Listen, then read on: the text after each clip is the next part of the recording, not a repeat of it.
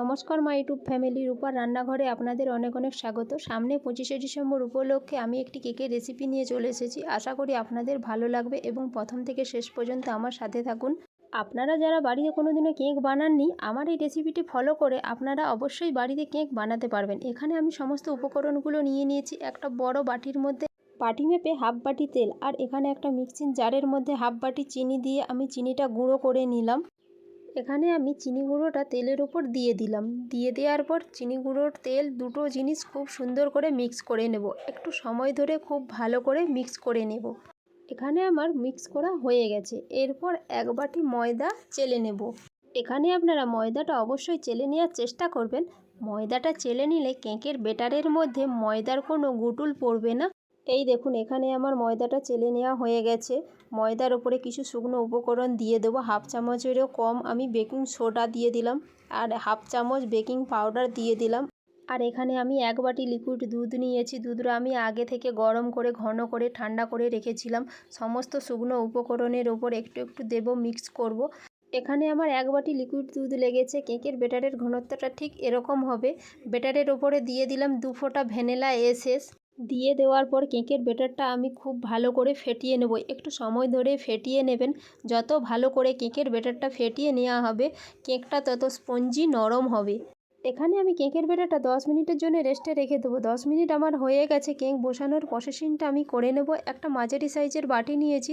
বাটির 4 সাইডে খুব সুন্দর করে তেল ব্রাশ করে দিলাম। তেল ব্রাশ আমার হয়ে গেছে। একটা কেটে রাখা কলাপাতা বাটির ওপর দিয়ে আবারও খুব সুন্দর করে কলাপাতার ওপর তেল ব্রাশ করে দিলাম। এরপর ব্যাটারটা আমি আস্তে আস্তে বাটির মধ্যে দিয়ে দিলাম। বাটিটা আমি যেভাবে ঝাঁকিয়ে নিচ্ছি, আপনারাও ঠিক এইভাবে ঝাঁকিয়ে নেবেন, তাহলে ভেতরে কোনো হাওয়া থাকলে সেটা বেরিয়ে যাবে। ওপর থেকে আমি দিয়ে দিলাম কাজু কুচি, আর দিয়ে দিলাম লাল টুটি ফুটি, সবুজ টুটি ফুটি। এখানে আমি টুটি ফুটিটা ওপরে দিয়েছি, আপনারা ব্যাটারটা ফেটানোর সময় তখনও দিতে পারেন। এদিকে আমি একটা গ্যাস চুলায় কড়া বসিয়ে কড়ার ওপর একটা পেপার দিয়ে দিলাম। পেপারের ওপর কেকের বাটিটা বসিয়ে চাপা দিয়ে দিলাম।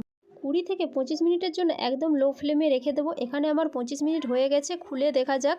দেখুন বন্ধুরা, কতটা ফুলে উঠেছে। একটা কাঠি নিয়েছি, কাঠিটা আমি কেকের মধ্যে গেঁথে দেখব হয়েছে কিনা। এই দেখুন বন্ধুরা, কাঠির গায়ে একটুও ব্যাটার লেগে নেই।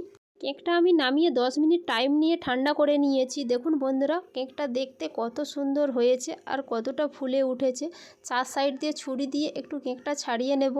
একটা প্লেটের মধ্যে বাটিটা আমি উল্টে দিলাম। দেখুন বন্ধুরা, কেকটা কত সুন্দর বেরিয়ে আসছে বাটি থেকে।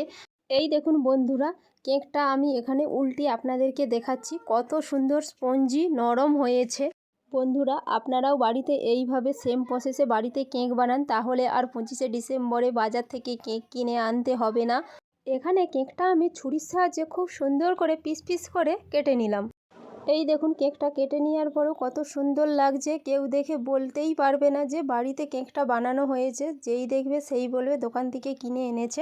আজকে আমার কেকের রেসিপিটা দেখতে খেতে দুটোই অসাধারণ হয়েছে। আপনাদের আমার কেকের রেসিপিটা ভালো লাগলে অবশ্যই লাইক, শেয়ার, সাবস্ক্রাইব করে দেবেন এবং কমেন্ট করে জানাবেন।